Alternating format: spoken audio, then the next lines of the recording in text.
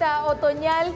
Comenzamos el IDM. Roberto, ¿cómo estás? ¿Qué tal? Se destaca que el charlatán de Escoto finalmente se fue con más penas que gloria del país, ¿no? Exactamente, ya en minutos vamos a estar con eso, porque también, increíble pero cierto, Sí. Habló el presidente de la República, respondió preguntas, hace muchísimo que no hacía esto. Fernanda Chamorro estuvo ahí en Palacio de Gobierno. Fernanda, estamos contigo. ¿Qué tal? ¿Cómo estás, Amalia? Roberto, el saludo para todos los televidentes. De diferentes temas estuvo hablando el presidente de la República. ¿Cuándo llegarán más vacunas? Se aguarda que el jueves próximo salga el cargamento de 100.000 dosis donadas nuevamente por la India. Además, se firmó ya contrato con dicho país para poder obtener más compras de vacunas Covaxin. Vamos a estar con los detalles de esto, lo que dijo también sobre Luis Escoto, ya en instantes.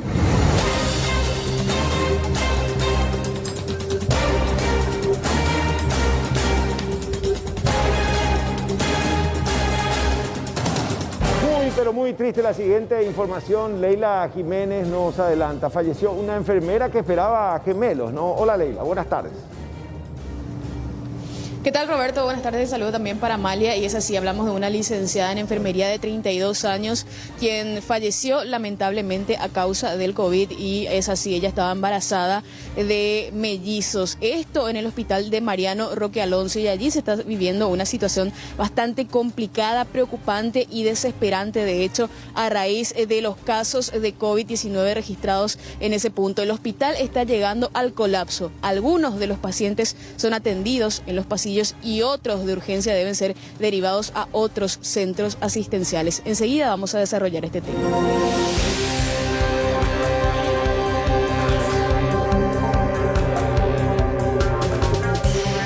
Nuevamente estamos hablando de una cobarde agresión a una mujer. Nuestro compañero Joel López está con estos detalles. Joel, ¿cómo estás?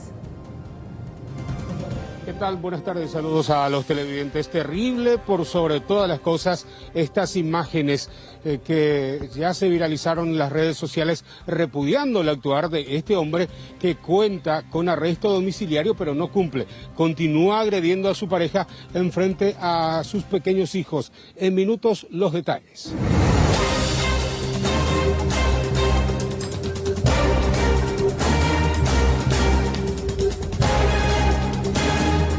Rápidamente ahora saludamos a Mariano López, tempranera requisa en el penal de Tacumbú. Una historia repetida. ¿Cómo estás? Adelante.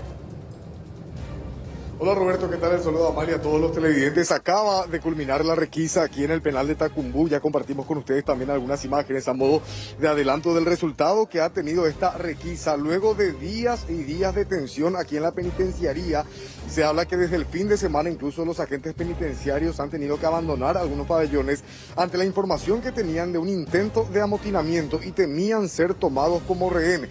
Ven ustedes las imágenes, entre lo que se destaca la presencia de bombas Molotov que han sido preparadas por los internos en este plan de llevar adelante un amotinamiento, pues desde el 12 de abril se han suspendido las visitas. Hay cierre epidemiológico ante casos de COVID detectados aquí y ya están disgustados o molestos los internos que reclaman que vuelvan las visitas, las privadas y todo lo demás. Así que enseguida les vamos a contar los detalles del ambiente que se tiene aquí dentro de la Penitenciaría Nacional de Tacumbú tras esta requisa que se acaba de realizar.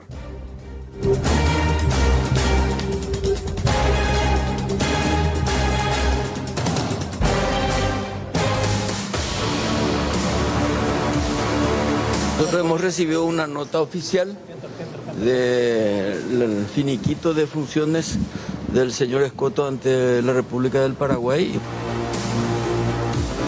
De la organización nosotros respetamos, como le dijimos, ¿verdad? Yo creo que nosotros ni gran parte del mundo está satisfecho con el tiempo y las cantidades que venimos recibiendo las vacunas, y esas son una decisión soberana de la OPS. Nuestra relación con la OPS es independientemente de quién esté representando acá.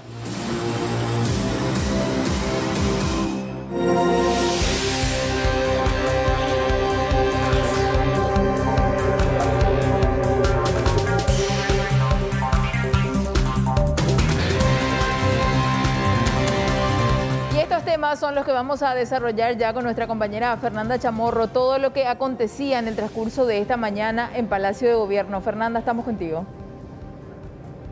Retomamos el saludo contigo, Amalia, y con Roberto y los televidentes. Exactamente, en medio de una sorpresiva declaración que daba el presidente Mario Abdo Benítez, tocaba varios temas, entre ellos, finalmente India firmó el contrato con respecto a las vacunas Covaxin para que el Paraguay pueda comprar 2 millones de dosis de este inmunizante para que finalmente lleguen a nuestro país. Anteriormente, ya el canciller Euclides Acevedo hablaba de un periodo de entre 90 a 120 días que esto estaría llegando ya de manera progresiva, es decir, en varios cargamentos estas 2 millones de dosis compradas por el Paraguay. También se habla de ciertas donaciones que irán llegando, pero ¿qué era lo que decía con respecto a este tema, el tema Covaxin y el contrato que finalmente se logró firmar?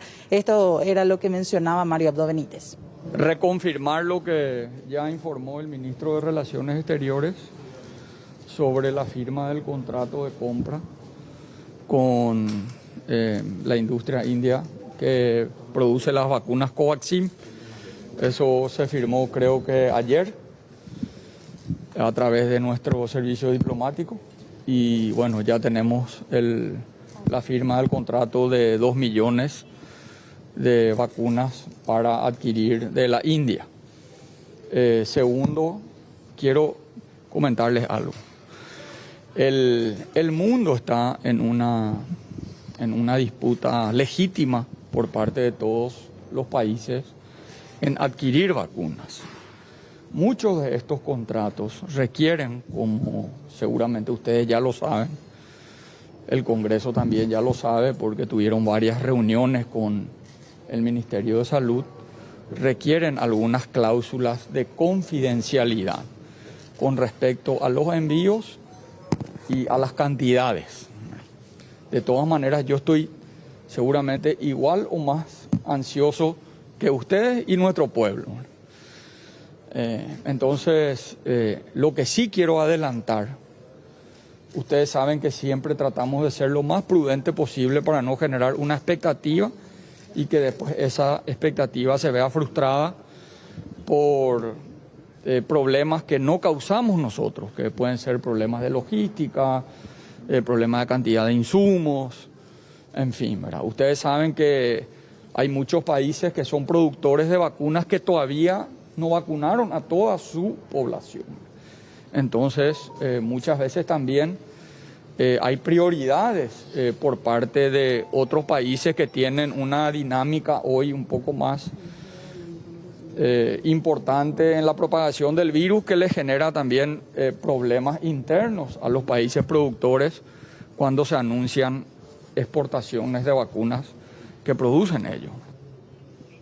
Bueno, todo esto es lo que mencionaba Mario Abdo Benítez, intentando excusarse del hecho de poder dar más datos con respecto a las vacunas, las llegadas, más detalles e interiorizarse más teniendo en cuenta estas cláusulas de confidencialidad. Lo que ya todo el mundo sabe, no se pueden dar demasiados detalles de las negociaciones, pero aquí lo que se critica lisa y llanamente es la falta de preparación y negociación meses antes, con mucha brevedad también, lo que hace referencia a estas negociaciones que se podían haber generado ya para evitar este tipo de retrasos. La pregunta principal, ¿cuándo llegan más vacunas? Respondía el presidente Mario Abdo Benítez y decía que el jueves tienen información de que sale el cargamento de 100.000 dosis de Covaxin de la India, que tienen que llegar a nuestro país. Si no es durante el fin de semana, serían los primeros días de la semana que viene. Pero ojo, decíamos, estas 100.000 dosis de Covaxin que llegan todavía forman parte de aquella promesa que había realizado la India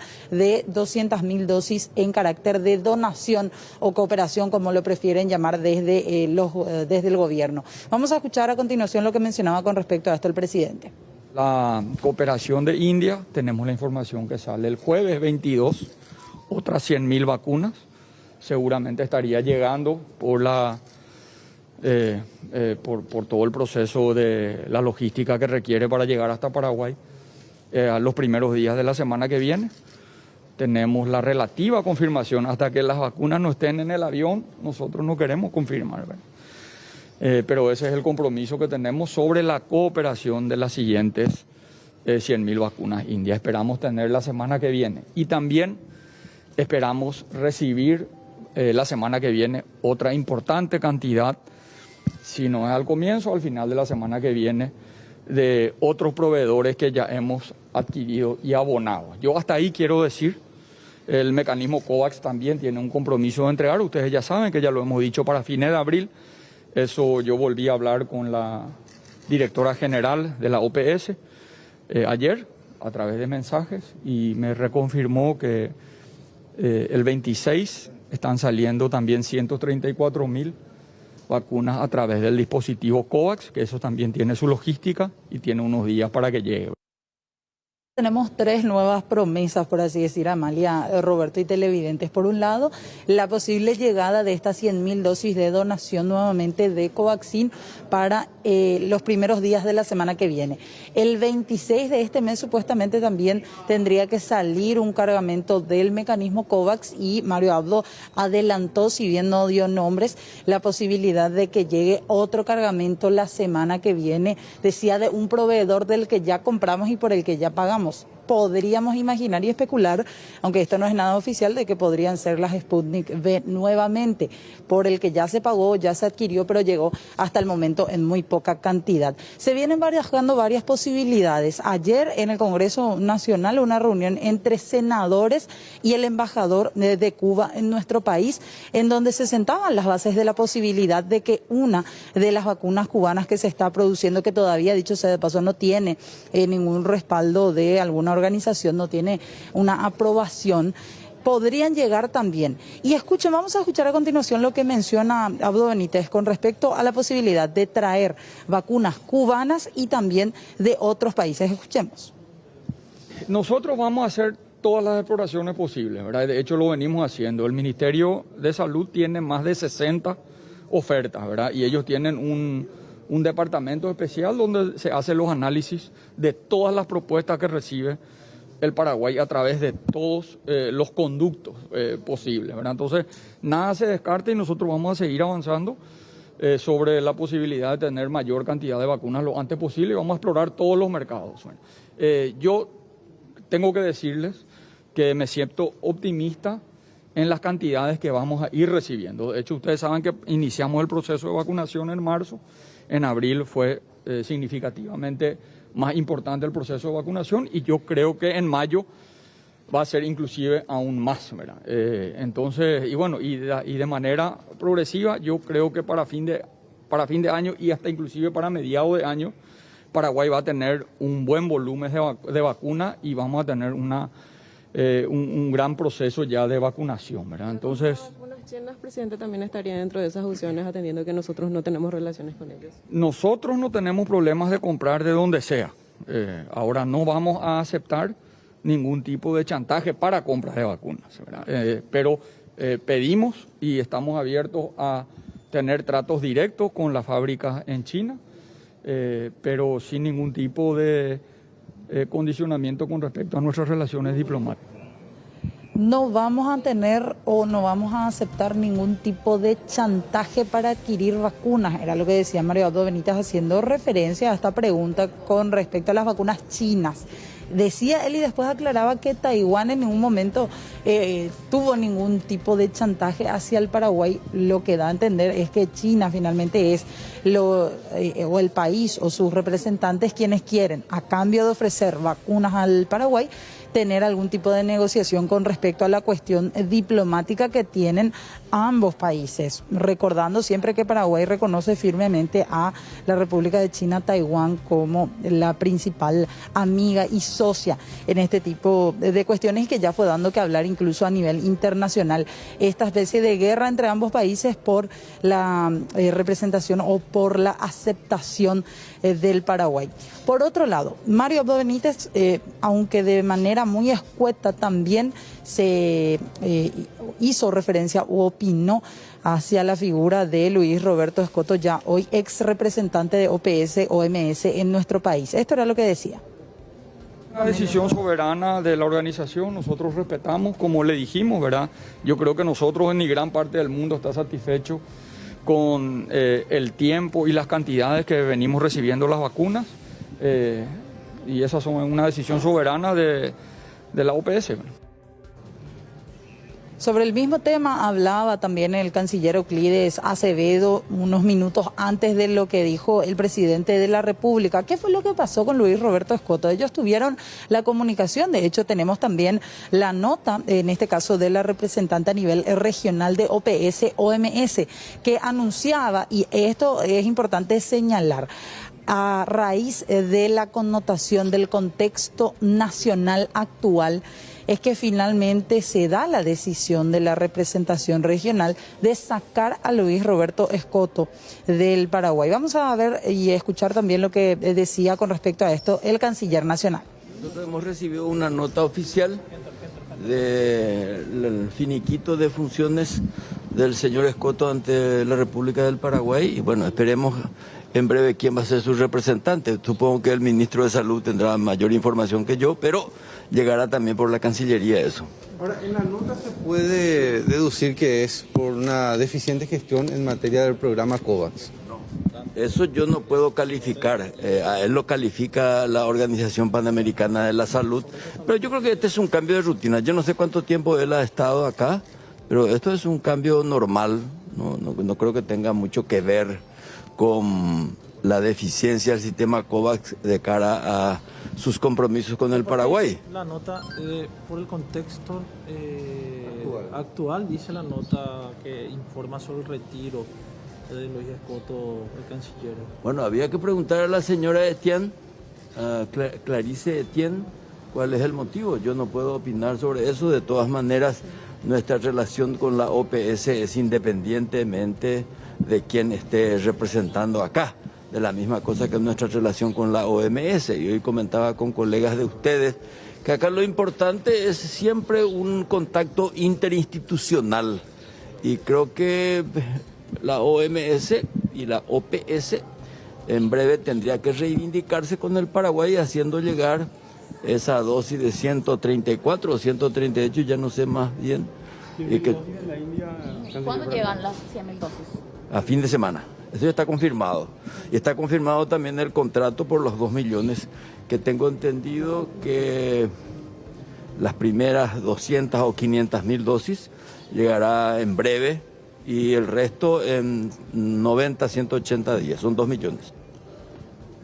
Bueno, parte de lo que mencionaba también en este caso el canciller nacional Euclides Acevedo, incluso en cierto momento diciendo que el mecanismo COVAX tiene la obligación de reivindicarse con el Paraguay ante esta situación de retraso constante de cargamentos de vacunas. Ojo, con la interpretación que le vamos a dar también a lo que decía Mario Abdo Benítez, Amalia, Roberto y televidentes, recién a mediados de año podríamos tener un plan de vacunación adecuado y serio, teniendo en cuenta los cargamentos de vacunas que estarían llegando en las próximas semanas, en los próximos días. Hasta el momento, como decíamos, tenemos estas 3 promesas de COVAX que supuestamente le mencionaron para el 26 de este mes en adelante. Por otro lado, para la próxima semana, un proveedor que no quiso dar nombre, imaginamos que podría ser la Sputnik V.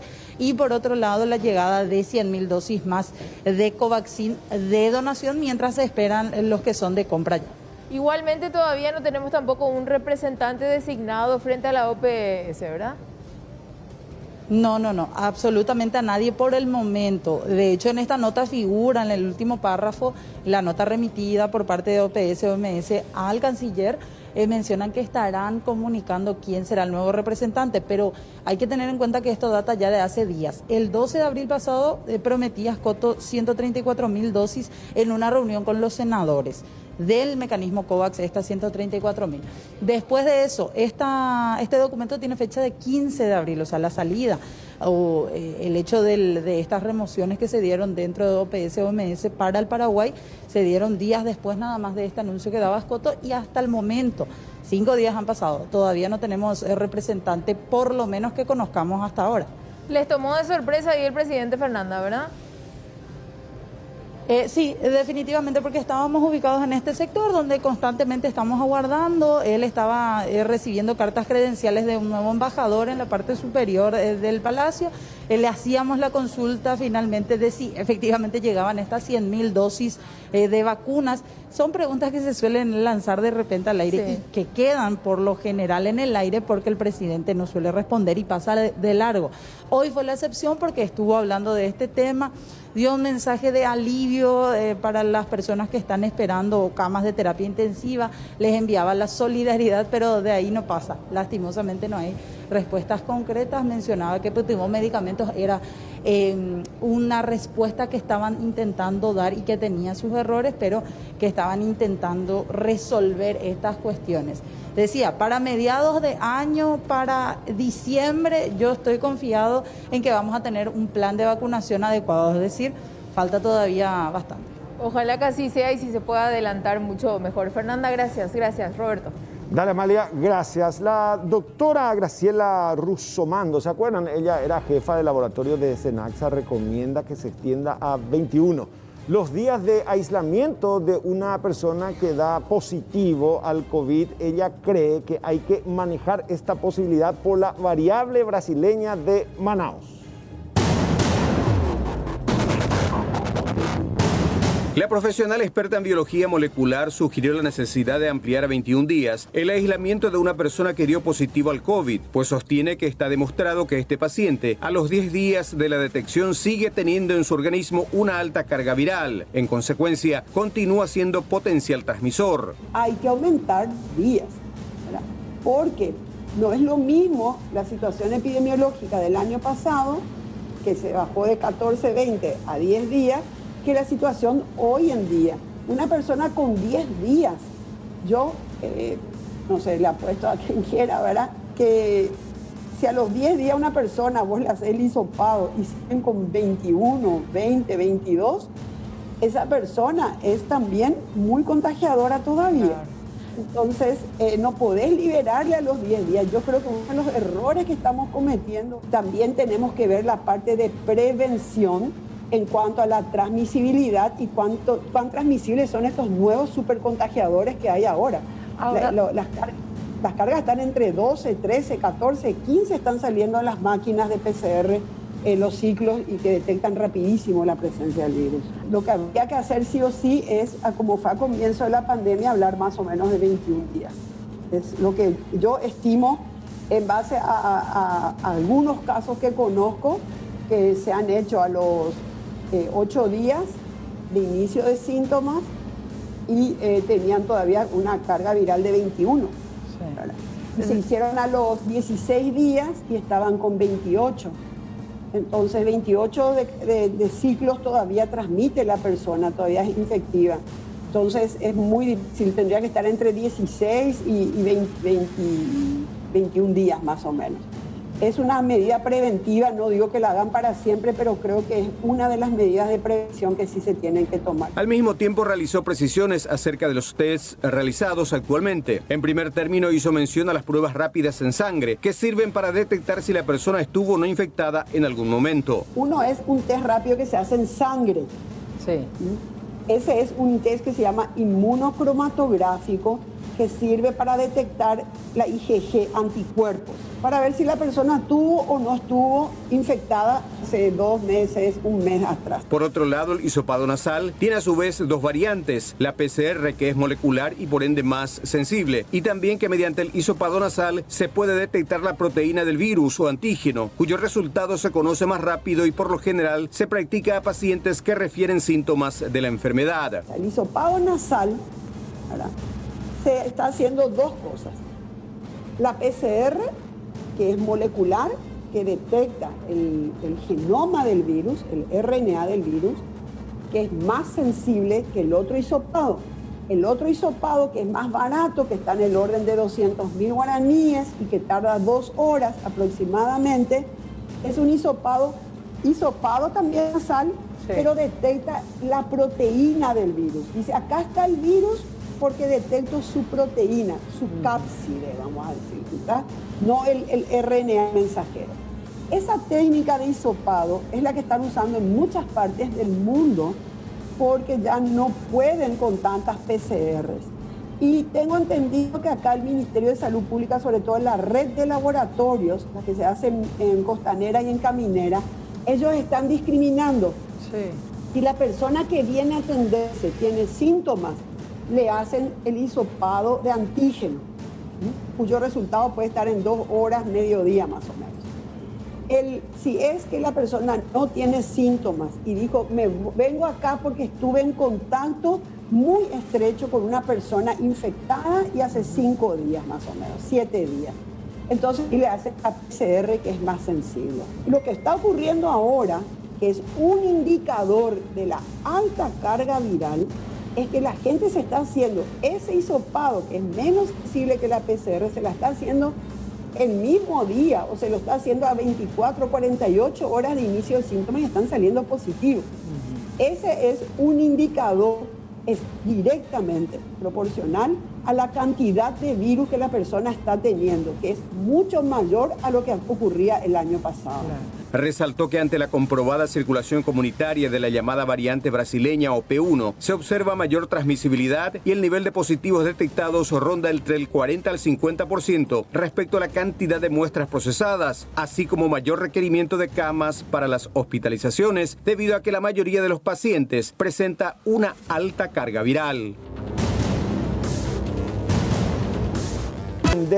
2 funcionarios del IPS y un candidato a concejal del presidente Franco están involucrados en desvío de medicamentos. Los detalles con nuestro compañero Joel. Joel, ¿cómo estás? Un gusto. Buenas tardes. Roberto, ¿qué tal? Buenas tardes. Saludos a todos los televidentes. Bueno, un nuevo esquema que fue descubierto justamente por los funcionarios, nuevamente, quienes hicieron la denuncia el pasado 15 de marzo. Y bueno, posteriormente el viernes recién llegó esta denuncia hasta la oficina de la directora del IPS de Ciudad del Este. ¿Cómo operaba esta estructura dentro de esta institución? Hablamos de que aparentemente desde admisiones se cargaban las recetas y las consultas. Posteriormente también en la parte de farmacias, en cooperación con esta funcionaria que ya está sumariada, se retiraban los medicamentos. ¿Quién se presentaba en ese lugar? Estamos hablando de este candidato a concejal, quien retiraba supuestamente los medicamentos para realizar campañas políticas. Lo más grave aún es que utilizaban la contraseña y usuario del propio director médico del IPS. Escuchamos lo que decía la directora del IPS al enterarse sobre esta situación. De repente no podemos hablar de personas que tengan ganas de robar, ¿verdad? En el contexto político estoy hablando cuando esas personas son las que donan un laringo de 1.800.000, otros insumos y otras cosas, ¿verdad? O sea, estamos medio que diciendo una cosa por otra. ¿Qué fue lo que ocurrió? Que una nota se había presentado en marzo y que no llegó a tus manos. Sí, presentaron una nota. Yo tengo varios jefes de apoyo médico, jefes bajo el cual está la tutela prácticamente lo que es farmacia, ¿verdad? Y le llegó la nota y realmente no sé si cayó en el olvido, alguna otra cosa, pero no había sido recepcionada de parte de mi jefe, ¿verdad? Creo que otras personas habían hecho llegar algo, pero no así de forma formal, ¿verdad? Como nosotros acostumbramos, y una vez que llegó esa nota, ya fue remitida e instalada para su posterior investigación. ¿No habrá sido encajonada esa nota, doctora? Porque más de un mes recién te llegó después de que un medio se hizo eco. La verdad que de repente esa es la palabra que se utiliza, ¿verdad? Cuando la gente intencionalmente se olvida, ¿verdad? Pero vamos a darle oportunidad de defensa, ¿verdad? Entonces hay que investigar para poder hablar con la verdad, ¿verdad? ¿Cuál es la vía de investigación? La vía de investigación es, primero se le aparta a las personas que están en este circuito, ¿verdad? Se les aparta de esos lugares y se empieza una investigación informativa y de documentación, ¿verdad? El sistema de farmacia está totalmente informatizado, por lo que uno puede saber qué hora se generó la consulta, cuáles fueron los medicamentos proveídos, también se puede saber quién retiró esos medicamentos, ¿por qué? Porque en la timbretera de la farmacia tiene que firmar el que retira, con número de cédula, nombre y firma, ¿verdad? Y número de teléfono también se adhiera a esto. Entonces, una vez que esto empiece, se van a rescatar todos esos documentos y se va a empezar a hacer lo que nosotros llamamos investigación institucional y luego instaurar el respectivo sumario que corresponda. Bueno, y aparentemente aprovecharon, porque hay un sistema que están utilizando en IPS para ir entregando también medicamentos a los pacientes que no puedan llegar hasta el local de IPS, se hace de esta manera. Pero según el doctor Carlos Pallarolas, habrían personas con malas intenciones que utilizaron este sistema ya para burlar toda la seguridad, utilizando justamente la contraseña de usuario del director médico del IPS. 2 funcionarios ya fueron sumariados, fueron suspendidos de sus funciones mientras avanzan estas investigaciones, y también el candidato a concejal está bajo sumario según los detalles, pero hasta el momento todavía el director médico continúa pendiente en esta investigación. ¿Qué decía el doctor Carlos Pallarolas, coordinador departamental de IPS? Escuchemos. En proceso de investigación, mientras tanto se han separado a los funcionarios que están en ese proceso, y vamos a tratar de llegar hasta el final de la investigación, de tal manera a poder tomar después las medidas correspondientes que tengan que ser tomadas. Doctor, ¿se va a llegar de una u otra forma al sistema como estaban operando y también a buscar a los supuestos pacientes? Totalmente, se va a tratar de investigar y llegar hasta quiénes fueron las personas que retiraron los medicamentos y compañía, de tal manera a poder dilucidar el tema y explicar de que eso no debe ocurrir. O sea, hemos impartido en muchos casos facilidad para los pacientes para que no tengan que venir, especialmente los adultos mayores y compañía, y de repente muchas veces eso se toma también para hacer también cosas que que estén fuera de lugar. Entonces vamos a tratar de que eso sea dilucidado y poder llegar hasta el quid de la cuestión. Esta denuncia se hizo de manera interna ya el pasado 15 de marzo. En la denuncia decía de que aparentemente utilizaban hasta incluso la contraseña de un profesional médico. Es así mismo, y bueno, y ese es un inconveniente que muchas veces el profesional, por cierta confianza a los compañeros, se le da para poder facilitarle el trabajo a los pacientes y a los funcionarios mismos, pero lastimosamente después ya comienza a ser utilizado de otra manera irregular. Entonces eso es lo que vamos a seguir en la investigación. Mientras tanto, como les decía, ya fueron separados del cargo los funcionarios que están afectados. ¿Quiénes son estos funcionarios? Mauricio Torres, Hunter, Peralta y otros más que están en ¿El doctor Duarte, el director médico también? El doctor Duarte, el director médico, también va a estar en el proceso de investigación. ¿Pero él no está separado del cargo? No está separado del cargo en este momento, pero está dentro de la investigación también. ¿La funcionaria de la farmacia también, doctor, la que está salpicada? También la funcionaria que está en farmacia también está separada en este momento, y vamos a buscar después se tienen que seguir los conductos correspondientes de tal manera a poder dilucidar el caso, y de acuerdo a eso se toman las medidas disciplinarias como dice el reglamento de la institución. Bueno, un hecho similar ya se había investigado en el año 2019. Aparentemente esta misma estructura utilizaban también para ir desviando justamente los medicamentos, y aparte de eso también llenar los consultorios y de una u otra forma apoderarse de todo lo que podían. Bueno, gracias Joel, gracias, un completo recorrido definitivamente.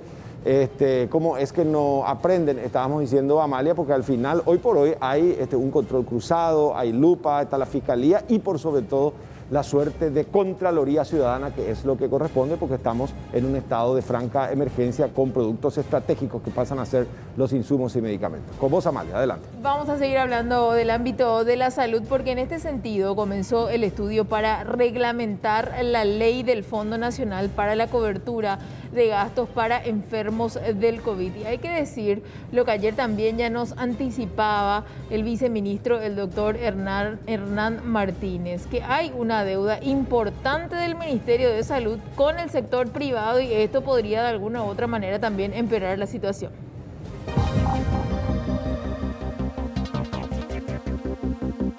Más de 15.000 millones de guaraníes ya fueron abonados al sector privado por parte de la Secretaría de Estado. Esto como parte del convenio firmado con 13 sanatorios para la recepción de pacientes con COVID-19. Además, la cartera sanitaria debe abonar los gastos provenientes de los diversos recursos de amparo presentados por los familiares de los enfermos. Lo correspondiente a los meses de enero, febrero, marzo y abril hemos pagado un total de 11.881 millones. Nosotros estamos preparando ahora unos cheques por un total de 3.582 millones, y en eso así estaríamos abonando un total de 15.463 millones a la fecha. En contados minutos seguramente me van a traer unos cuantos cheques más y los sanatorios van a poder retirar un total de 3.582 millones en cheque, como para que puedan, de esa manera estaríamos completando los 15.000 millones de guaraníes. ¿Con eso ya estarían cancelando la deuda con los hospitales bueno, privados? En ese sentido, estos son los documentos que yo tengo dentro de la Dirección General de Administración y Finanzas. La Dirección de Terapia es la que hace un consolidado y verifican todos los expedientes y luego nos pasan a nosotros para que podamos procesar el pago, ¿verdad? Ahora, lo que nosotros también tenemos, por otro lado, es una deuda con 2 sanatorios, que es específicamente el tema de diálisis, que sería otra deuda que se tiene con ellos, que también estamos cancelando, que le hemos pagado un total de más de 3.000 millones de guaraníes también. Y ahora tenemos solamente una deuda de 2.000 millones que estaríamos procesando 1.500 millones este mes. Y con otra empresa tenemos un saldo de 1.300 millones que también estaríamos procesando y ahí cancelamos esos 1.300 millones que tenemos con la otra empresa.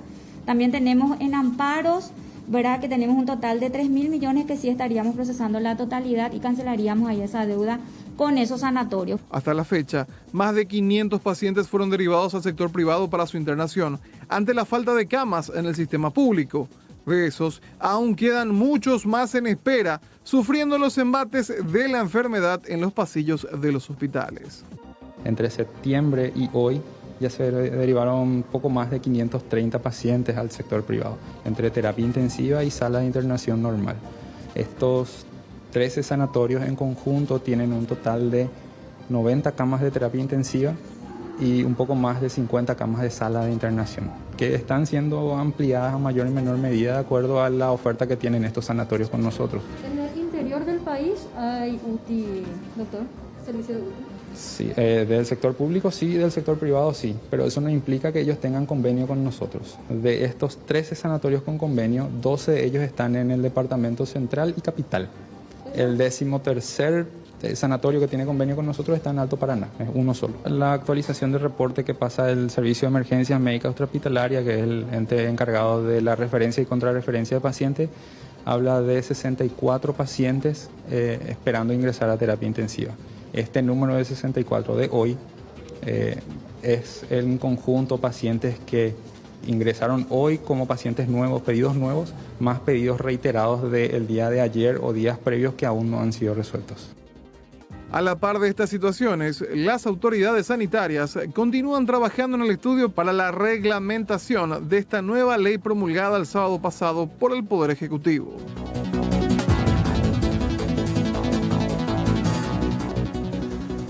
Trabajadores de Blanco y ciudadanos en general volvieron a cerrar la ruta en zona de Canindeyú por 7ª vez para protestar por las promesas incumplidas del Ministerio de Salud y el IPS. Señalan que el Hospital Regional de Salto del Guairá es un centro de referencia que soporta múltiples necesidades y en esta pandemia sobrepasó la capacidad del personal de Blanco. En cuanto al IPS, no cuenta con un hospital en la capital departamental y utiliza también el hospital regional para brindar servicio a sus asegurados y pacientes con COVID. Las enfermeras y médicos piden un plus salarial y el mejoramiento de la infraestructura en la que trabajan, además de la provisión de insumos y medicamentos en general. El IPS recibió hace 2 años un terreno en donación por parte de la municipalidad y una empresa inmobiliaria para construir un centro asistencial, pero hasta ahora no se colocó un solo ladrillo. Esta lucha ya comenzó hace 8 días ya que estamos acá pidiendo, ¿verdad? Hemos conseguido, algunos profesionales médicos han renunciado, especialistas, estamos en peligro de que los especialistas médicos se vayan, ¿verdad? Y el doctor León había hecho un compromiso con nosotros de conseguir más rubros a esos especialistas. Y hasta hoy día no tenemos respuesta, por todos ellos seguimos aquí en las calles. Hemos conseguido, de hecho, 24 compañeros de enfermería que sean contratados, nuevos contratos, de los cuales ahora están pidiendo llevar los profesionales a cubrir nuevamente frontera. De los 24 que hemos luchado para conseguir para nuestro hospital regional, ahora quieren llevar nuevamente en la frontera. Y contra todas esas quejas estamos hoy nuevamente acá. Bueno, ¿Esto va a continuar hasta que haya una respuesta? Esto va a continuar hasta que tengamos respuesta. De hecho, el cierre de ruta ahora es indefinido. Señores, doctor Carlos César Aiter, intendente municipal de Salto del Guairá, presente. Nos dirigimos a usted, la ciudadanía autoconvocados, a fin de saludarle y a la vez solicitar su consideración sobre la necesidad de poder contar con ciertos recursos que sean destinados al área de salud, lo que vamos a detallar más abajo. Primero, declarar de emergencia sanitaria el distrito de Salto del Guairá. Segundo, contratación de médicos profesionales en el área de terapista. Tercero, utilizar 1 o 2 millones de dólares de recursos de resarcimiento exclusivamente para la salud, compra de medicamentos, la habilitación de un pabellón de contingencia con mínimo de 20 camas de terapia. Cuarto, todo esto deberá ser acompañado por la Junta Municipal y por la ciudadanía, quienes darán garantía del uso transparente de dicho recurso. Esto se debe crear sin más pérdida de tiempo. Es momento de decir salvar vidas. En caso de que necesite cualquier aclaración, no duden en ponerse en contacto con nosotros y estamos aquí.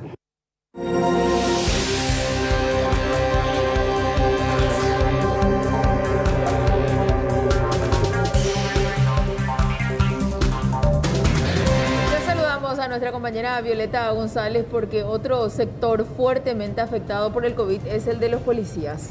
Absolutamente. ¿Qué tal, Violeta? ¿Cómo estás? Bienvenida. ¿Cómo les va, Roberto, Amalia? El gusto de saludarles y también, por supuesto, a la teleaudiencia. Lamentablemente sí hablar de algunos números bastante preocupantes, ¿verdad? Vamos a hablar un poco de los contagios que hay entre las filas policiales, también los fallecimientos, lamentablemente, y cómo afecta a la comunidad en general, porque no solo efectivos policiales activos, sino también sus familiares, tal vez, algunos que están en situación de retiro y lo que todo eso desencadena. Esta mañana más temprano hablábamos con el director de policía, el doctor Ricardo Escabenius, y él nos daba algunos detalles que vamos a ir desglosando en unas placas que hemos preparado para compartir con toda la teleaudiencia. Y vamos a hablar primero de los casos activos o de los casos positivos desde que empezó la pandemia en marzo del 2020.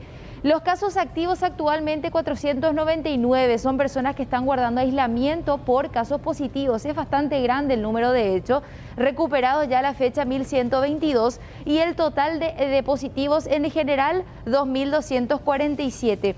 Cuando hablamos de las personas que fueron recuperadas o los casos que están activos incluso, la mayoría, hay que decir, fueron atendidos o internados en su momento en el Policlínico Rigoberto Caballero. Esto en cuanto a los casos positivos de COVID-19 en nuestro país. Ahora vamos a hablar de las cifras más oscuras, las más dolorosas que guardan relación con los fallecimientos, porque 68 son los fallecimientos que se dieron en el Hospital Rigoberto Caballero propiamente, en otras dependencias del resto del país 24, totalizando 92.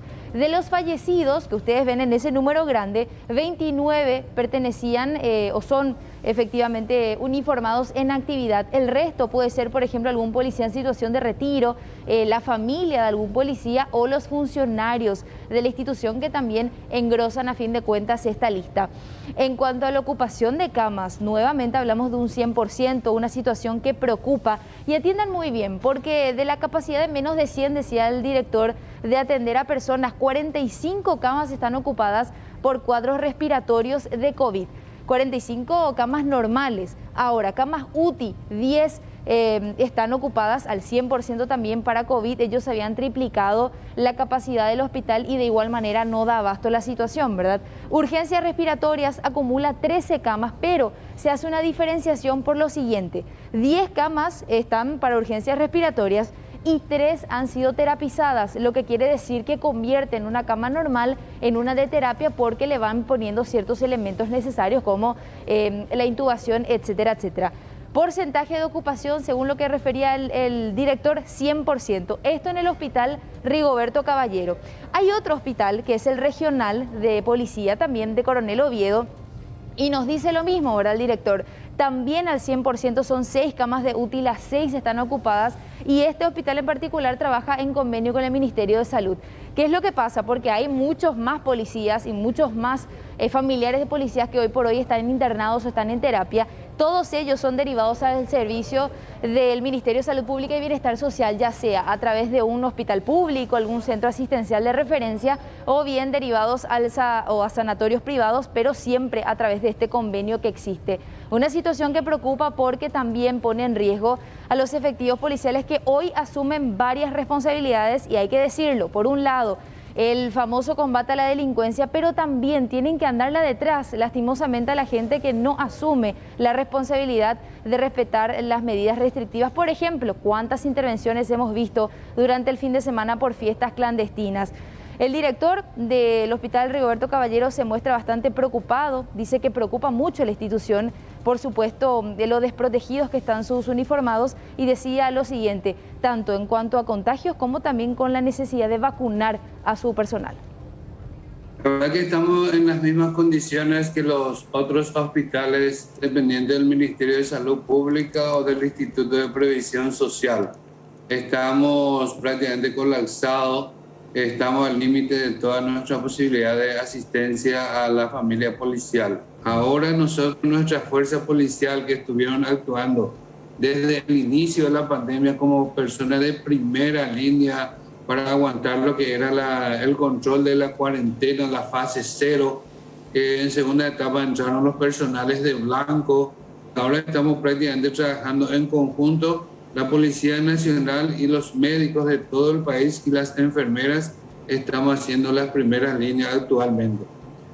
Yo como director de la sanidad policial y que trabajamos coordinadamente con el comando institucional, estamos preocupados por las fuerzas policiales y queremos que se va a hacer un acto de justicia si el Ministerio de Salud Pública tiene a bien adelantar un poco la vacunación a los efectivos policiales, porque son las fuerzas que están en las calles, que están en contacto con la gente, y hoy día ya no sabemos quién es el que está contaminando y quién no, ¿verdad? Y aparte, así como usted mencionó, los actos delictivos también siguen vigentes.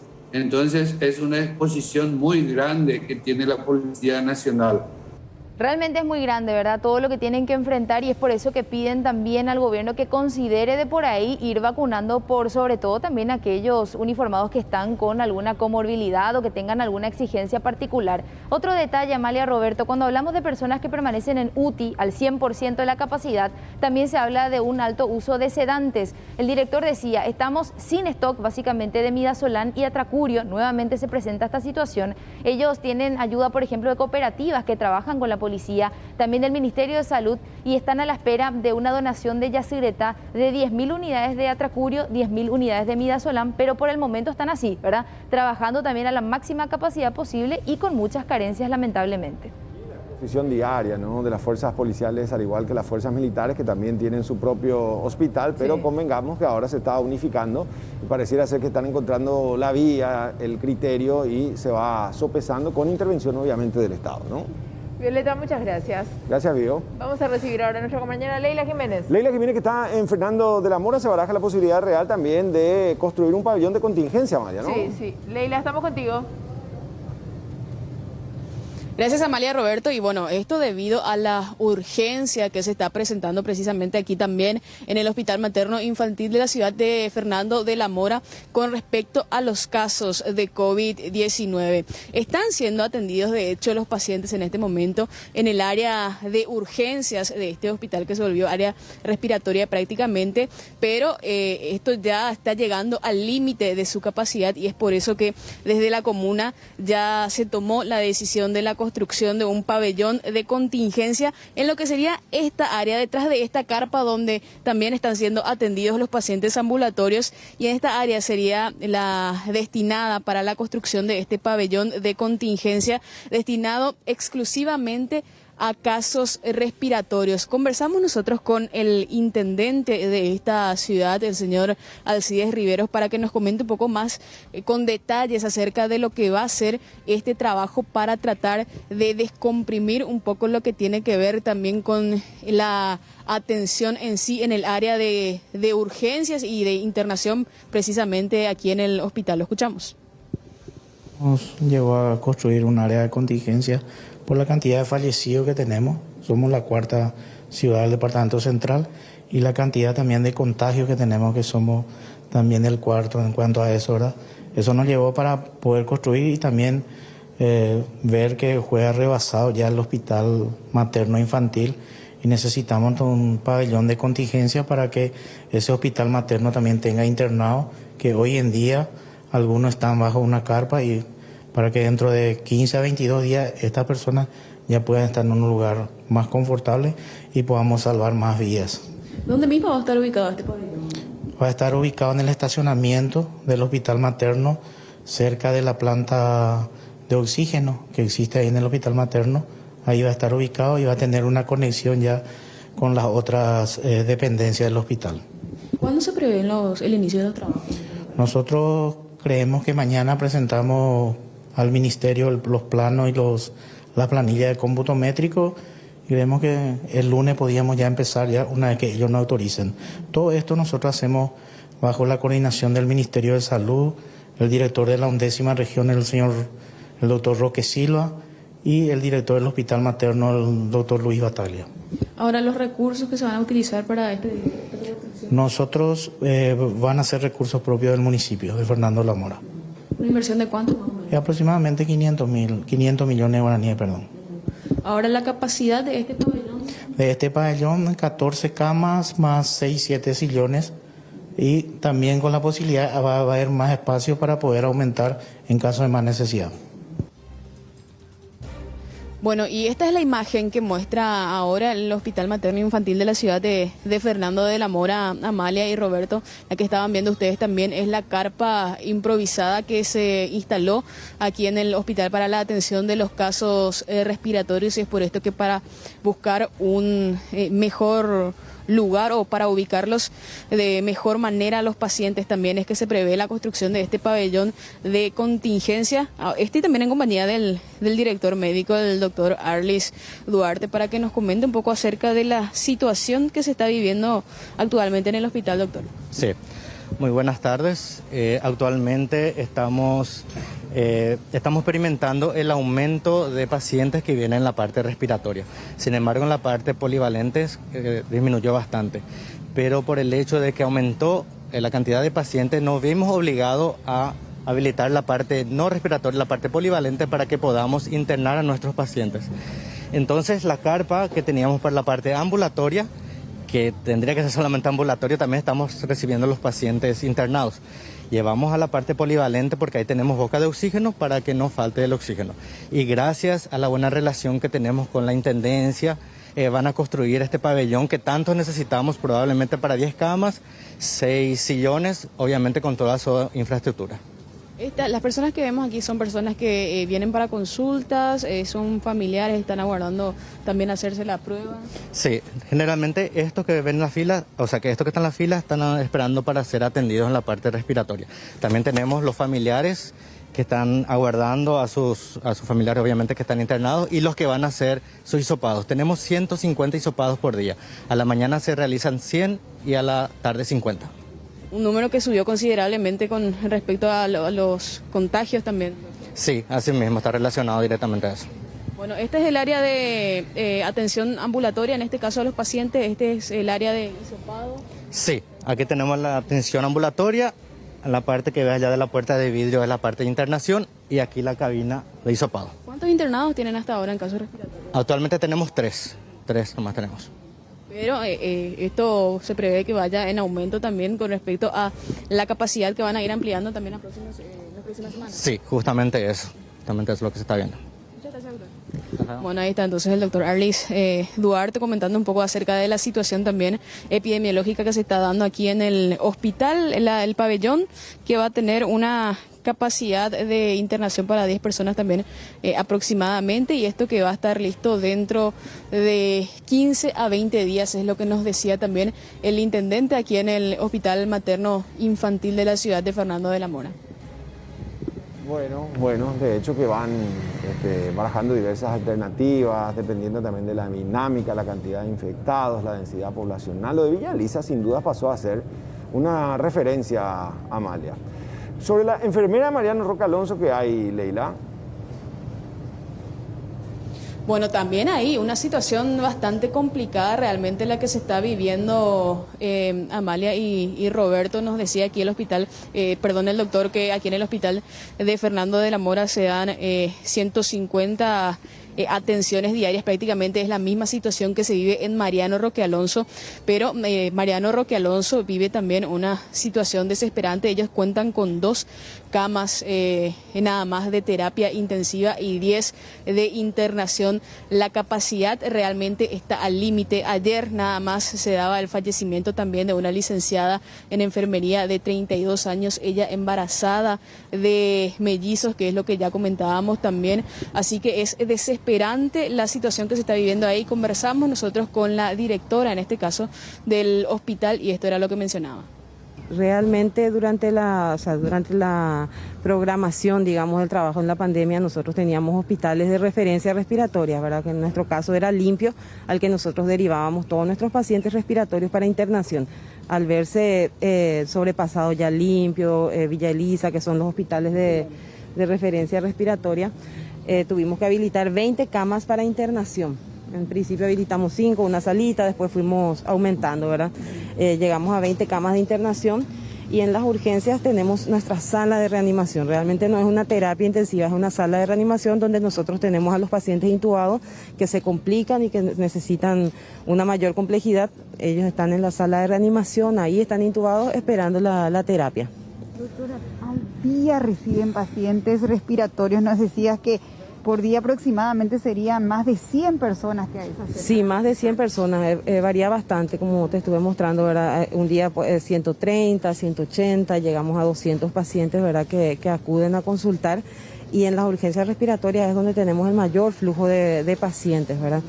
Dejamos a los pacientes que requieren internación y si ya no tenemos camas se quedan en observación, entonces esperando que haya alguna alta para que puedan ir ingresando. Ayer, por ejemplo, tuvimos 6 ingresos con las altas que se pudieron dar a la mañana, entonces es lo que estamos pasando ahora en el hospital. No hay colapso por el momento, ya nos decías, están siendo atendidos en los pasillos.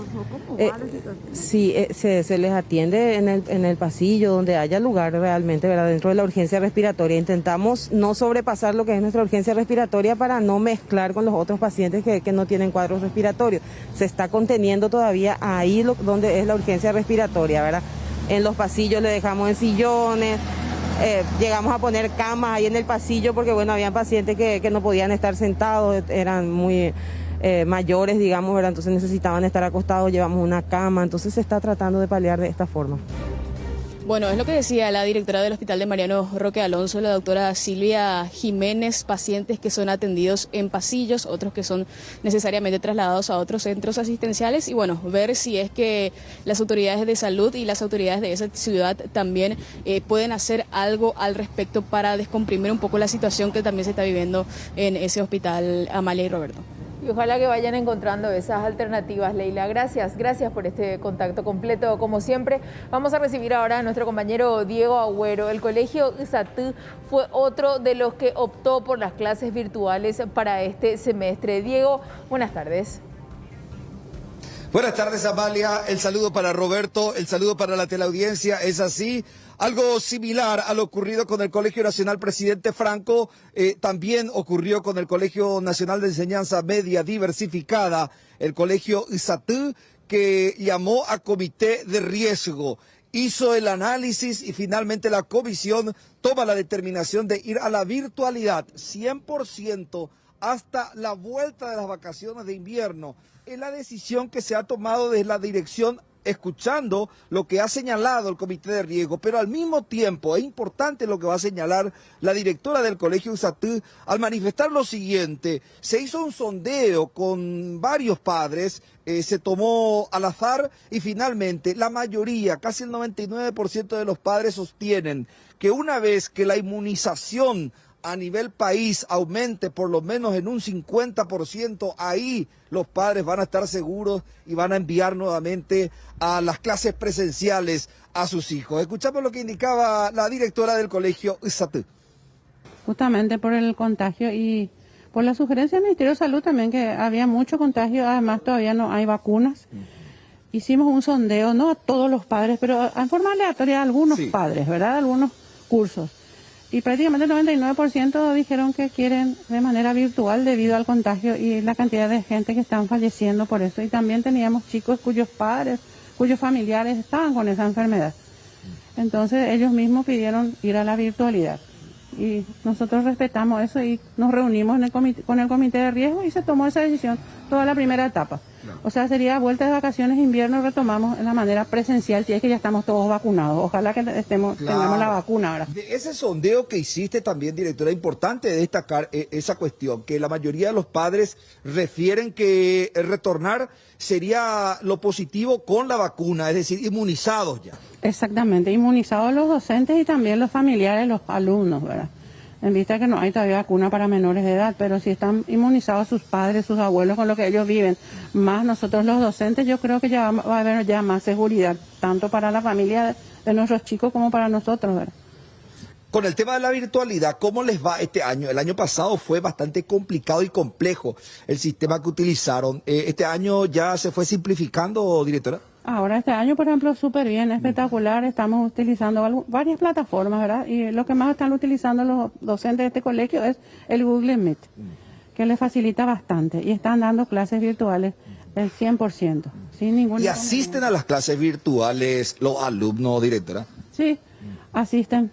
Realmente la gran mayoría. Tenemos más o menos 20 chicos de los 1000 y algo, ¿verdad? Que no les cuesta mucho. ¿Por qué? Porque ellos alegan que están trabajando, ¿verdad? Y que en su horario laboral no puede asistir en las clases virtuales, porque nosotros hacemos de manera directa, no hay grabación, nada de manera directa. Ellos tienen un horario, está el horario, luego el horario nacional, y aparte el horario de bachilleratos técnicos que establecimos a través del equipo de gestión, ¿verdad? Estamos hablando de cerca de 1.100 alumnos que van a la virtualidad absoluta hasta que se pase las vacaciones de 15, las vacaciones de invierno, de acuerdo a lo que sostiene la directora del Colegio Nacional ISAT. Hay que sumar 1.500 alumnos aproximadamente que ingresan en el Colegio Nacional Presidente Franco, que también ya utiliza la misma modalidad, pero atención, porque en los próximos días otros colegios nacionales de gran envergadura se van a sumar también a esa misma decisión porque tienen recomendación de sus comisiones de riesgo de ir a la virtualidad, compañeros. Muy bien, gracias por eso. Te escuchamos. Muchas gracias, Roberto. Aquí desde la Penitenciaría Nacional de Tacumbú, donde, atención, ya desde el viernes pasado, los agentes penitenciarios decidieron abandonar algunos pabellones atendiendo a la información que manejaban sobre un motín que se estaba preparando. Y en el marco de este amotinamiento, incluso la sospecha era que los tomen de rehenes. Es por eso que han abandonado algunos pabellones considerados de extrema peligrosidad. Eso ya el viernes nos decían en horas de la tarde. Este fin de semana fue bastante tenso, los últimos días también. De hecho, los agentes penitenciarios habían solicitado al Ministerio de Justicia que busque la forma de que la Policía Nacional o las fuerzas militares puedan acompañarlos en un trabajo de requisa a realizar aquí en el interior de Tacumbú. Ese pedido no fue respondido, según nos decían. Entonces hoy se organizaron 3 turnos de agentes penitenciarios, una cantidad importante, para poder ingresar y hacer el recorrido a modo de retirar algunos objetos o elementos que puedan resultar peligrosos. Y ven ustedes las imágenes de lo encontrado. Bombas Molotov es lo que se destaca. Ven ustedes la cantidad, una cantidad importante. También armas blancas que, reitero, formarían parte del plan de amotinamiento que estaban planificando internos aquí de la cárcel de Tacumbú. Respecto al trabajo realizado esta mañana, compartimos con ustedes estos videos con sonido ambiente para que puedan dimensionar de qué manera se organizaban los agentes penitenciarios y también la reacción de la población penitenciaria.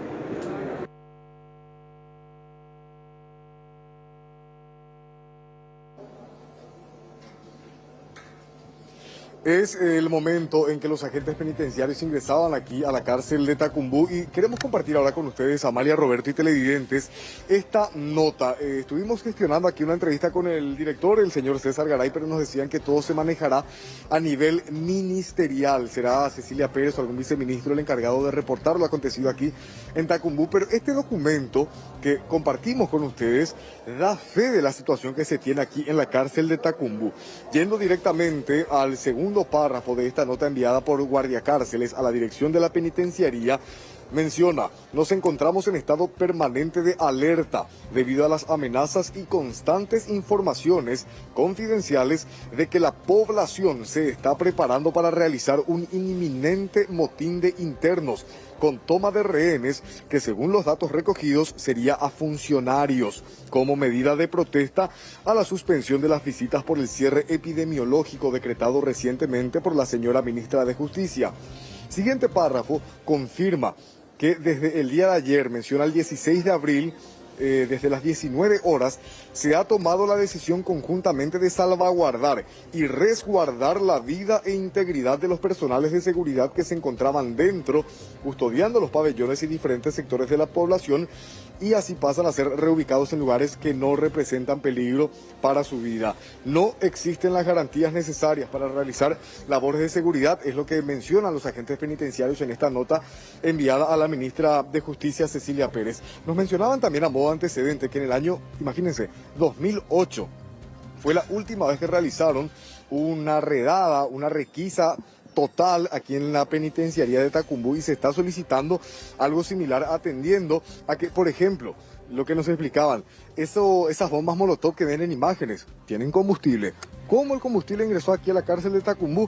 En botellas que eran arrojadas por encima del muro en uno de los costados, y de esa forma los internos iban haciéndose justamente de estos elementos para llevar adelante un amotinamiento, reclamando la suspensión de las visitas.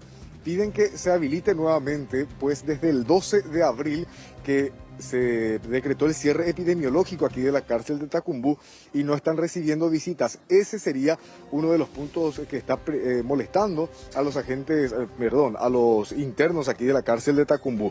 Así que veremos nuevamente ya con autoridades ministeriales para ver cuál es el reporte, cuál es la situación y cómo están manejando esta crisis que se tiene en esta cárcel, que tiene cierre epidemiológico. Detectaron casos de COVID positivo.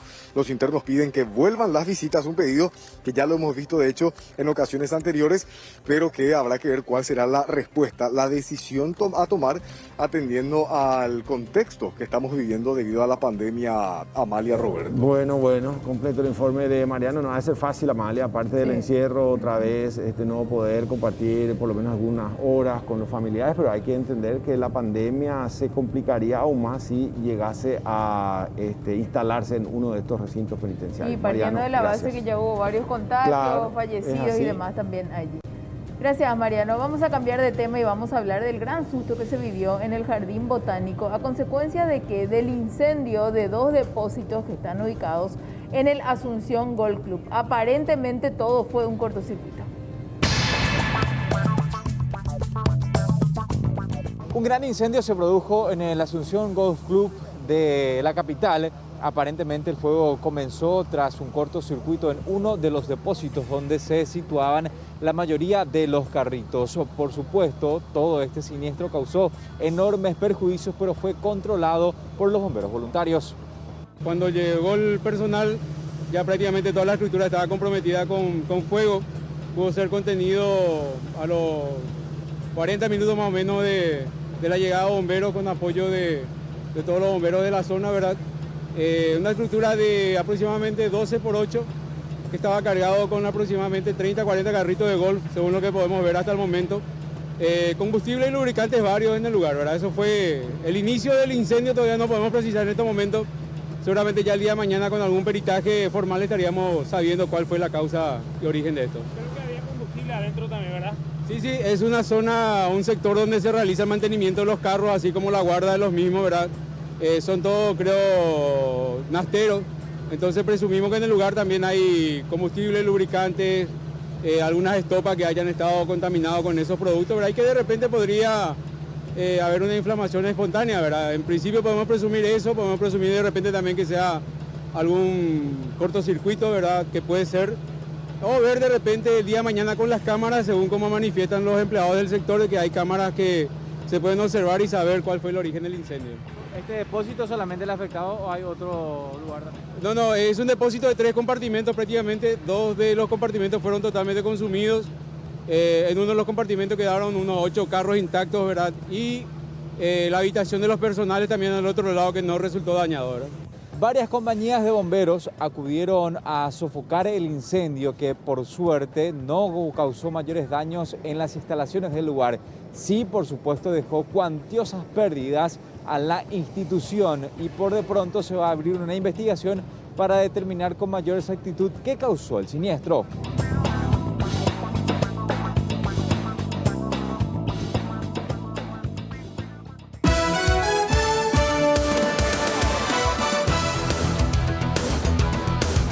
Ya está listo nuestro compañero Joel López para hablarnos acerca de otra cobarde agresión a una mujer. Joel, ¿cómo estás? Amalia, buenas tardes. Saludos a los televidentes. Bueno, las cámaras de seguridad fueron propicias para poder captar el momento de esta terrible agresión que sufría esta mujer de 35 años dentro de su propia casa. El agresor sería su pareja sentimental. Lo más grave aún, frente a sus hijos, la mujer vivía este momento de terror que finalmente fue denunciado ante el Ministerio Público. Nuevamente las imágenes servirán para continuar con la investigación. Si bien este hombre ya tiene un arresto domiciliario, una orden de alejamiento, al parecer no cumplía, decía el Ministerio Público, según también él refería, de que tenía COVID-19, por lo tanto la causa quedaba allí nomás. Ahora con estas imágenes viralizadas en las redes sociales que genera mucho repudio, nuevamente la Fiscalía toma intervención y también ya el Juzgado Penal de Garantías. ¿Qué decía la fiscal del caso? Escuchamos.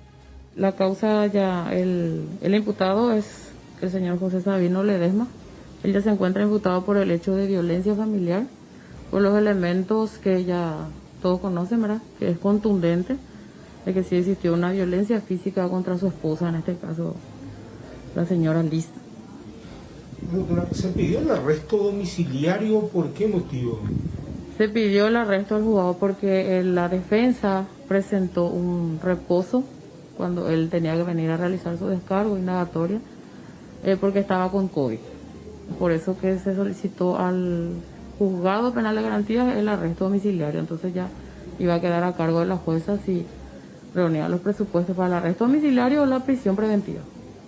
Los elementos que tiene el Ministerio Público por lo menos son contundentes, hablado. Totalmente, los videos hablan por sí solos. ¿Este elemento fue la víctima que acercó hasta este despacho? Fue la víctima acercó. Un caso de largos años de violencia, ¿qué es lo que ella refiere? Ella no manifestó que es de largos años, pero se nota por la señora de que es una señora que sufre mucho y que sí está muy sometida, muy sometida. Yo no soy psicóloga, pero por eso lo he hecho al verle. Ya se puede. Por la experiencia que tiene usted también. Por la también, experiencia que tenemos acá, medio que ya somos los medios psicólogos. Y uno ya se da cuenta por la persona. Y se le notó luego un poco no tan colaboradora. ¿La pequeña de cuántos años? La niña de 3 años. 3 años. Ella es la que presenció. Ella es la que estaba, la que se le ve en el video. Bueno, la juez Nilda Cáceres tendrá la decisión de resolver todo esto que ocurre y que está soportando esta mujer debido al arresto domiciliario de este hombre. La niña de 3 años fue testigo de este horrendo y momento terrible que pasó su madre justamente en manos de su propio padre. Ahora esta actuación está siendo repudiada por la ciudadanía porque esta persona, la agresora, sería un funcionario público, compañeros. ¿Qué se sabe de él, Joel? Bueno, es una persona que está con reposo médico, según los detalles también del Ministerio Público, y sería un conocido funcionario ya de la Fundación Tesay. Pero esta filmación lo incrimina y puede constituirse en un elemento clave para avanzar con las investigaciones, Amalia, ¿eh? Y sí, sobre todo también teniendo en cuenta que no sabemos si no era agresivo con los chicos también, ¿verdad? Finalmente, pero con esto basta y sobra para profundizar. Imagínate ahí, esta es su pareja, ¿no? Sí, sí. Y los chiquitos que están ahí en el sofá, al menos uno es visualizado. Dale, Joel, feliz resto de jornada, muchas gracias. Hasta luego. Hasta luego. Gracias. Vamos a recibir a Judith Colexa. Judith Colexa, ¿cómo estás? Un gusto, bienvenida. Buenas tardes, Roberto, Amalia. Igualmente también para la teleaudiencia. Y los vendedores del mercado municipal de San Lorenzo están atravesando por serios problemas como consecuencia de la inseguridad. Principalmente los y las descuidistas están haciendo de las suyas y los afectan de esta manera que van a observar usted en las imágenes de circuito cerrado. Allí estamos viendo que la dueña de un local de juegos de azar que está ubicado allí en el mercado municipal de San Lorenzo está haciendo su trabajo, está juntando sus monedas y en un momento dado ella va hacia el fondo, al igual que su hija. Vemos previamente que pasaba una joven, quien al percatarse que no había nadie allí en el salón, ingresa rápidamente, de una manera bastante escurridiza y se alza con su celular. Esta es una situación que viene atravesando los vendedores hace días ya. Estamos hablando aproximadamente 30 denuncias por semana que registran en la Comisaría Primera de San Lorenzo por parte de los vendedores afectados por los y las descuidistas que actúan de esta manera, como ven ustedes en las imágenes de circuito cerrado. Hoy hablamos con esta señora, la afectada de este hecho de hurto, y nos decía lo siguiente. ¿Cómo te voy a decir? Me quedé sorprendida. Porque yo esperé que sea, qué sé yo, un muchacho, así malviviente, pero nunca esperé que era una chica, una nena, aparentemente es. Sí, ella estaba pasando con un bolso, de repente mira hacia adentro y dice, voy a probar mi suerte, parece. No, viste que de los blindes se ve, pues de afuera para adentro se ve qué es lo que hay acá. Entonces ella vio que yo bajé ahí seguramente y vino para eso. Exclusivo para eso vino. Que te estaba controlando, ¿no? Y sí, se ve que estaba mirando por ahí el ambiente y vino a descuidarme. En el video se ve que vos estabas allí juntando tus monedas de tus máquinas, ¿verdad? Sí, porque estaba jugando un cliente un poquito antes que ella llegue, ¿verdad? Entonces el señor ganó y me pidió que le dé billete y me dejó su moneda para que yo cobre, ¿verdad? Y mientras que yo echo las monedas, otro cliente que estaba jugando en el fondo me llama, me pide la moneda y en lo que yo voy ahí, el cliente me habla y en ese interín ya se aprovechó. Quedó libre, vacío. Sí. Y mi hija estaba conmigo también. Y justo yo le ocupé que me traiga también algo del fondo. Y las dos nos fuimos en el fondo prácticamente y en ese interín aprovechó. Pero doña Gloria, esto es prácticamente algo de todos los días acá en zona del mercado. Y porque me dijo el policía, ya hice mi denuncia y me dijo que no es la primera, yo no soy la primera afectada, que ya varios negocios ya hice ya lo mismo. ¿No le pudiste identificar a esta chica? ¿No le conoces a ella? No le conozco así, ¿verdad? Pero sé que frecuenta por acá. Ya le llegué a ver ya por acá que es. ¿De vista entonces? Sí, de vista le conozco. ¿No sabes si otros comerciantes ya fueron víctimas de ella también? Tengo también una amiga justamente que también tiene así sala de juego y también el celular de su marido también. La misma forma también robó. O sea que exclusivo para eso luego viene. Y tengo otras personas así que comentaron que le robaron sus termos, lo que encuentra al paso prácticamente. Así que alertar a tus compañeros de trabajo, tus colegas. Eso es lo que... Porque de recuperar, pues es difícil de recuperar, pero por lo menos que no le perjudique a otras personas. Y las denuncias no prosperan porque normalmente se considera un hecho bagatelario. Exactamente, y más por el uso de tapaboca que hoy en día le ayuda muchísimo a los malvivientes a no identificar rápido. Porque capaz que sin tapaboca pues la vamos a identificar plenamente así, pero con tapaboca es difícil. Bueno, doña Gloria sostiene que es poco probable que recupere su celular, pero de todos modos queda en evidencia esta joven, si por ahí tienen información, para que lo proporcionen en la Comisaría Primera de San Lorenzo. 53 minutos, las 12, breve pausa. 12:56, queremos compartir con ustedes la importancia de seguir donando el plasma. Ustedes recordarán que este tratamiento se viene implementando desde hace un buen tiempo en nuestro sistema de salud, pero igualmente es importante recalcar quiénes son los que pueden donar y teniendo en cuenta también las últimas estadísticas que dicen que de 100 donantes que teníamos al inicio de la pandemia por día, hoy por hoy tenemos solamente 5 personas que donan. ¿Quiénes son los que pueden donar el plasma? Si te recuperaste del COVID, transcurrieron 28 a 30 días desde el fin de los síntomas, ya no presentás síntomas y tenés entre 18 y 65 años. Tenemos otra placa. Si aún no te embarazaste, si no recibiste transfusiones en el último año, si no tenés enfermedad de base y también si pesás más de 55 kilos. Tenemos otra más.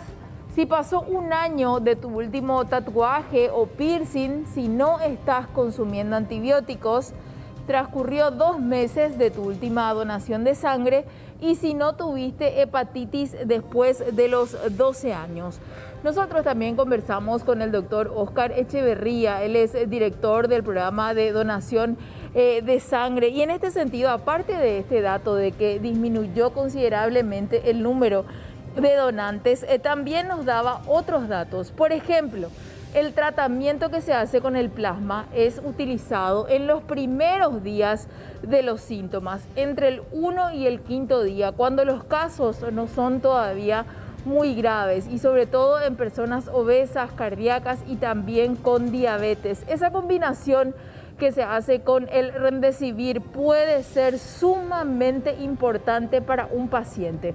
Y por darles un ejemplo, se le quita sangre, por ejemplo, a Pérez, que es un paciente recuperado. Eso se me aplica a mí, que soy una paciente que está en desarrollo de la enfermedad. Se utiliza un único plasma y ese plasma es congelado también durante 1 año que puede ser utilizado. Escuchemos lo que nos decía.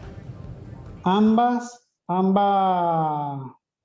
tratamientos en la misma etapa, que es una etapa precoz, cuando el virus se está reproduciendo, que es la primera etapa que dura menos de 7 días.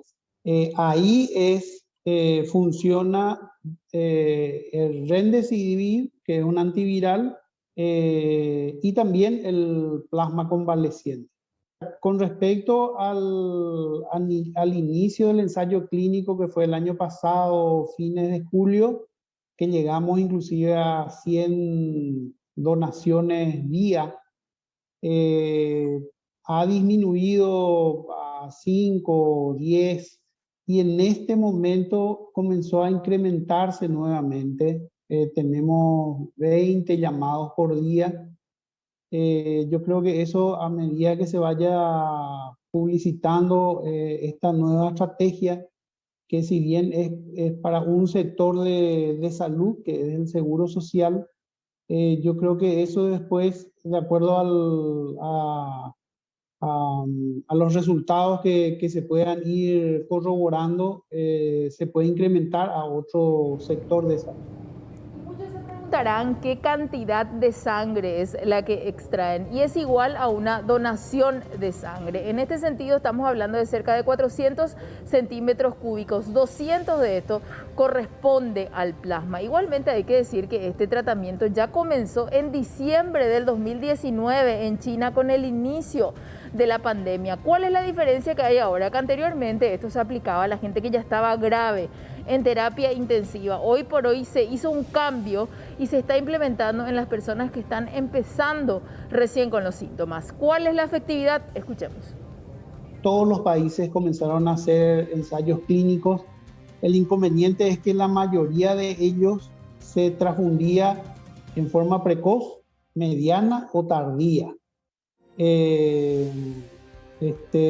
La Mayo Clinic en los Estados Unidos tiene un trabajo de más de 50.000 personas con COVID transfundidas, pero la gran mayoría de ellas fueron pacientes en terapia, en estado crítico, en lo cual se confirmó de que no da resultados positivos.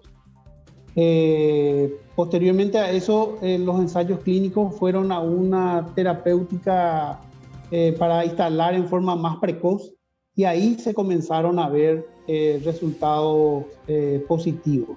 Y el mismo resultado nosotros obtuvimos acá en el ensayo clínico que finalizó fin del año pasado de la Facultad de Ciencias Médicas, en el cual se vio que había una reducción en cuanto a pacientes que pasaban a terapia, que necesitaban respirador y disminución de la mortalidad en menos de un 30%.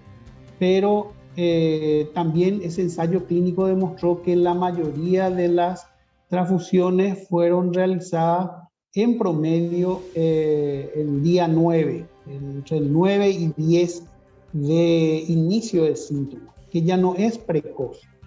Creemos que con esta estrategia del Instituto de Previsión Social en hacerlo muy precozmente, alrededor de 3 días de iniciados los síntomas, menos de 6 días, creemos que vamos a tener mejor resultado. Aquellas personas que quieran donar el plasma se pueden comunicar al 205-840 de lunes a viernes de 7 a 17 horas o igualmente ingresar a la página www.doymisangre.com y ahí van a encontrar más detalles. Es muy importante que lo sigamos haciendo teniendo en cuenta también el número de recuperados. Más información con Roberto. Dale, Amalia, gracias. Varios voluntarios se sumaron a la campaña de repartir alimentos a familiares de enfermos infectados con COVID en el Hospital Respiratorio de Encarnación. Aproximadamente 100 platos por día es lo que preparan con insumos donados por gente de buen corazón.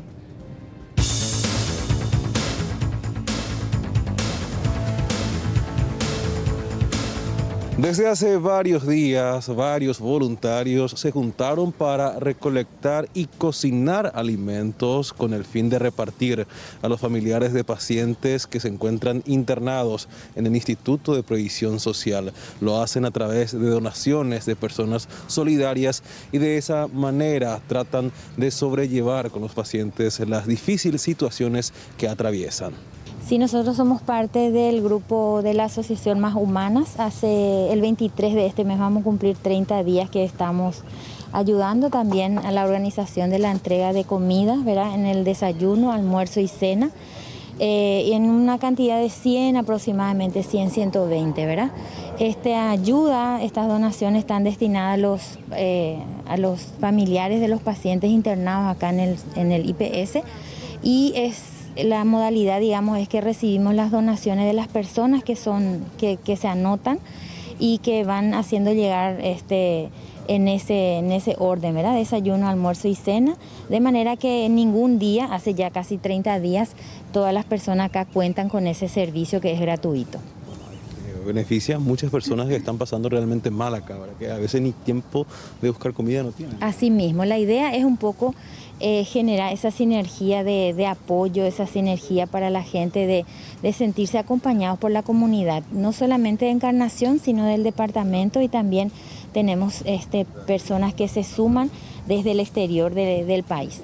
De manera que la idea es que la gente pueda contactarse con nosotras. Vamos agendando el día y la guarnición que pueden, en la cantidad que se puede. Se necesita 100, pero si la gente quiere donar 10 platos, 20 platos, y vamos sumando, ¿verdad? Vamos haciendo ese trabajo de gestión para que cada día no falte ese número de alimentación en esas 3 horas. Si alguien quiere entonces sumarse a esta causa, puede comunicarse con ustedes acá. Así mismo, tenemos varias líneas de teléfono y una de ellas es el 0984-735-614. La mayoría de los familiares de los pacientes son del interior del departamento de Itapúa y en muchas ocasiones no tienen ni siquiera tiempo para ir a comprar un plato de comida. Por esa razón, este tipo de actos ayudan de sobremanera a los mismos. Los voluntarios solicitan, si alguien quiere unirse a esta causa, que pueden hacerlo aquí frente al Instituto de Previsión Social.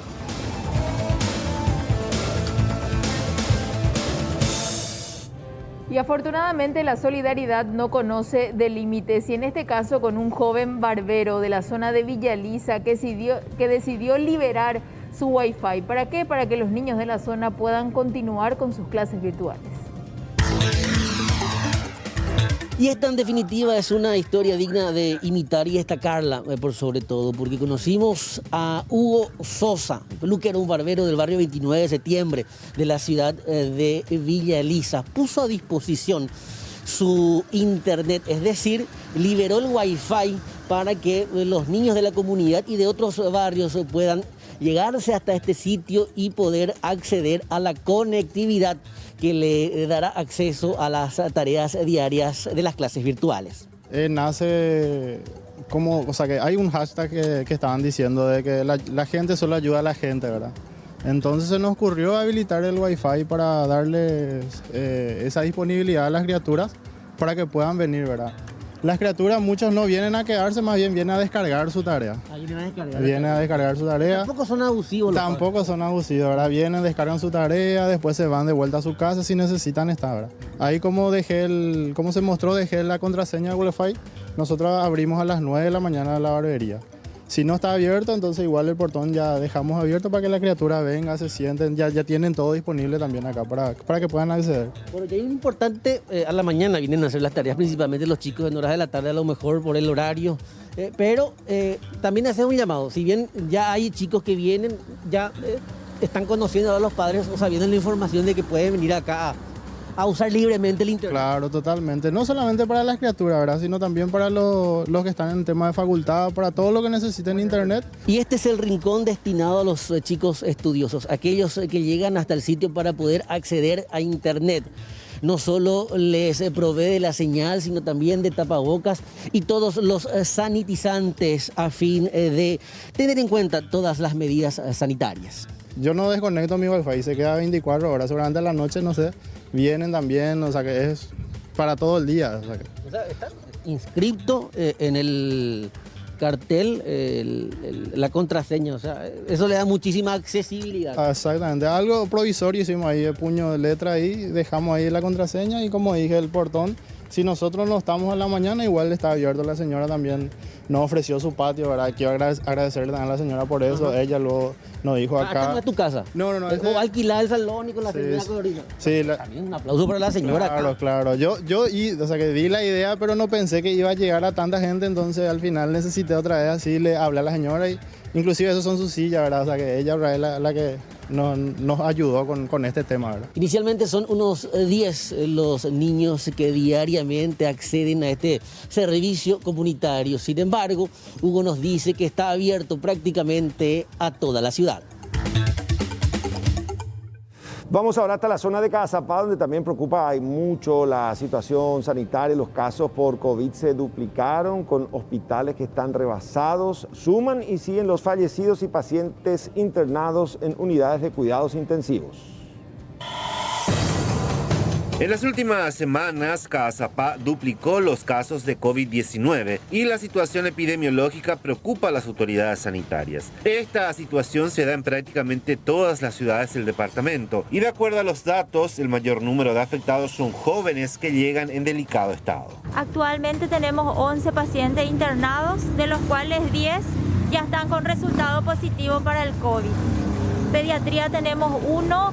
Cirugía tenemos 2 pacientes COVID positivos y bueno, y así nos va.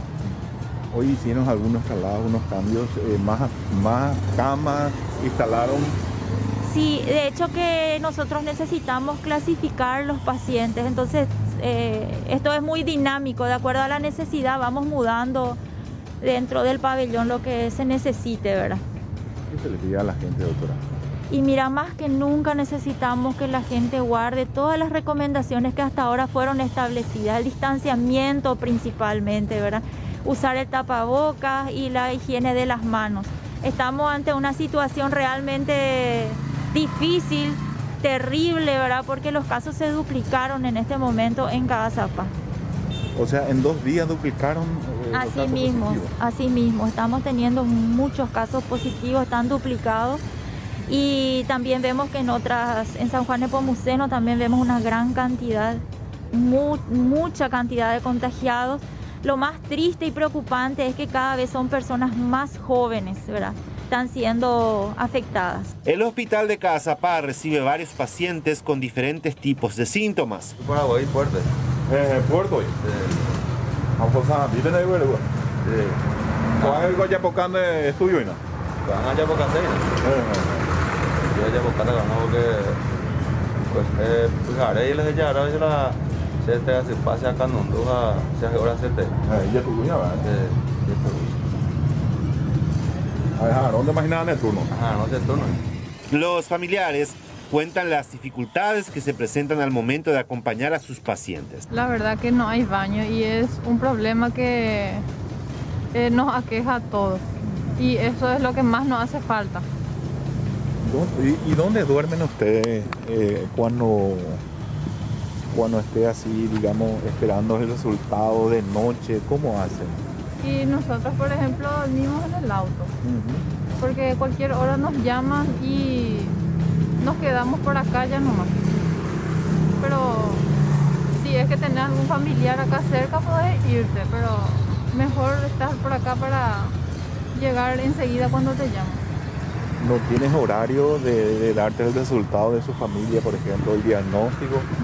No hay horario, tenés que estar pendiente, porque algunas veces no te avisan y tenés que estar pendiente acá. Esta zona del país también comenzó a aumentar la cantidad de camas para pacientes COVID-19 ante la demanda que existe. Recordarán, esta fue la joven que atropelló a Natalia Godoy aquel 4 de octubre, ahí sobre la avenida Mariscal López. En este sentido, hay que decir que ella va a volver a la penitenciaría del Buen Pastor debido a que su arresto domiciliario fue revocado por un tribunal de apelaciones. Conforme a lo argumentado por los jueces, aún existe peligro de que se fugue y no se someta a la justicia. Entonces, Florencia vuelve a la penitenciaría del Buen Pastor.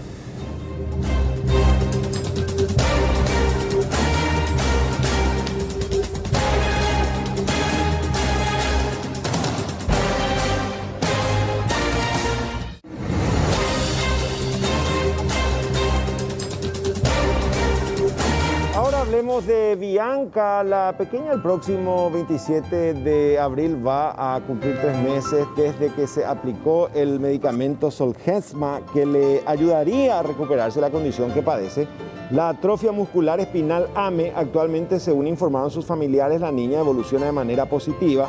Su tono muscular se está fortaleciendo gracias a las sesiones de fisioterapia que recibe y que dan resultados solo porque pudo aplicarse aquel costoso medicamento. Con la enfermedad neurodegenerativa que padece es catastrófica e irreversible. Los daños que sufrió en algunos nervios ya no se regeneran, pero la esperanza que tienen los médicos y familiares es que Bianca pueda sentarse sola, alimentarse por la boca y no necesitar de un respirador para dormir como utiliza actualmente. Los médicos y fisioterapeutas están satisfechos con la evolución que presenta la niña en el aspecto nutricional y fisiológico, así como en la fonoaudiología. El tratamiento que le espera aún será largo hasta que logren los objetivos propuestos.